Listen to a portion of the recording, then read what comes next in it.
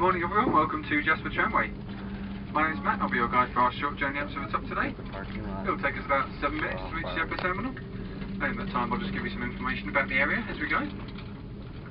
We're leaving an elevation here of 1300 metres, travelling up to almost 2300 metres. So we're gaining an altitude of almost 1 kilometre, and naturally you'll feel it's a few degrees colder at the top. Everything you can see from the tram is part of Jasper National Park. The park was first formed in 1907 as a forest park. It was then formally recognised as a national park in 1930. It is the largest and northernmost park in the Canadian Rockies, at an approximate size of 10,800 square kilometres. The town of Jasper, which you can see just down to the right there, was first established in 1911. It was initially named Fitzhugh as a railway settlement, and was then renamed Jasper a few years later to match the name of the park. Jasper has a resident population of around 4,500 to 5,000, but during the summer season that increases up to anywhere between 15,000 to 20,000. We have 4 main mountain ranges that we can see from here, starting up to my right with the Moline Range. The first peak there closest to us, with trees almost all the way to the top, is known as Signal Mountain. Signal was named because there used to be a lookout up there for forest fires, until ironically it burnt down. And just to the right of that is Mount Takara. Moving round over to the far side of town, we have the Colin Range. And the Colin Range was named after Colin Fraser, who was the last custodian of Jasper House, which was an old supply post used by fur traders back in the early 1800s.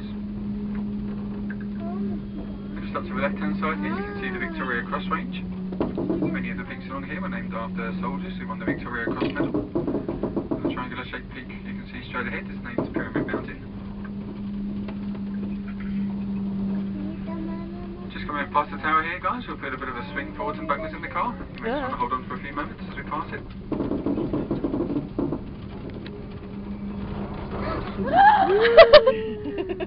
Supposed to hold your hands up. And finally, over to my far left, in the distance, you can see the Yellowhead Range. The Yellowhead Range was named after Pierre Bostonnet, who was a fur trader back in the mid-1800s. He was given the nickname Tetuan, which means yellowhead, because of his blonde hair. It's moving right along. And that range also forms part of the border between British Columbia and Alberta. Just passing the other tram car coming down here on my right, which means we are halfway up now. The mountain right here is named Whistler's Mountain. There's also a hiking trail which comes up here. It begins down by the International Hostel, which you guys would have passed on the road up here. And it ends up on the west side of our terminal. Walk down. It is quite a tough trail. It's full of switchbacks and has many steep sections. It takes around 3 to 4 hours As to soon hike as up. you get off, they'll tell you. You gotta walk down. Jasper We also have a walked trail out. that goes from the upper terminal up to the summit, which is just 1.2 kilometres. And that takes around 30 to 45 No, minutes to they hike. don't tell you anything. You get on whenever you want to get If on. you guys do go off on the hiking trails, we just remind you that it's a national park here.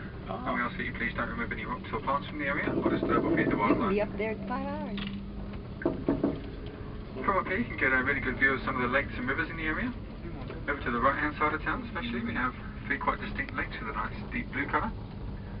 The furthest lake up on that side is Lake Edith, and just below that Lake Annette. Those lakes both have beaches on, and they're quite popular for swimming during the summer. And the larger lake below those two is named Lac Beauvert, which translates into Beautiful Green Lake, and that's where the Fairmont Jasper Park Lodge is located. Just up to the left hand side of town, pretty much straight out the back of the tram car, you can see Pyramid Lake, the highest one up there, and just below that Patricia Lake. And they're also quite popular for hiking to from town. You got something Spot for a picnic, and they also offer boat rentals. Oh, something I looked at on Patricia Lake, yeah. Oh, yeah. The two rivers we can see from here have quite a contrasting colour. Down to my left you can see the Mayette, which flows from the Yellowhead Range all the way across to the south of town. And it's quite a dark colour, it's made mainly up of just run off water from the mountains. And down to my right is the Athabasca, which is Alberta's longest river. It's a length of roughly 1,300 kilometres.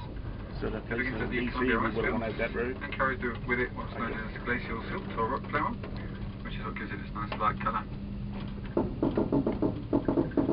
Up here above the tree line, this is what we know as the Alpine Zone.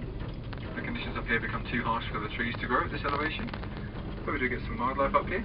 We see the occasional mountain goat, but mainly we get small animals such as peacocks, ptarmigans, ground squirrels and marmots up towards the summit here.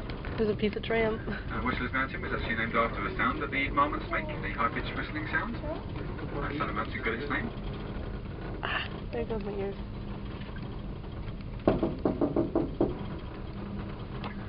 looking back over towards the Yellowhead Range, you can actually see the top of Mount Robson today, which is the highest peak in the Canadian Rockies. That's a single white peak you can see rising up just to the left of the big dark jagged one. Mount Robson is just under 4,000 metres in height, and it's about 75 kilometres away from us here. It's actually over the border in BC. So just coming into dock here, we're going to slow right down. We'll be letting you guys out onto the west boardwalk. We have boardwalks on both sides of the terminal, which go all the way around the back of the building, where the hiking trails start. On the ground floor here we have a gift shop and washrooms, and upstairs you'll find the tree-lined restaurants.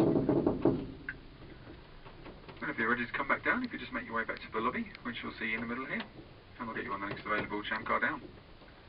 We have trams leaving every 10 to 15 minutes throughout the day, and the last one today will be at 8:30. Does anyone have any questions at all? Excellent. Thanks for coming up, guys. Hope you enjoy your morning up here.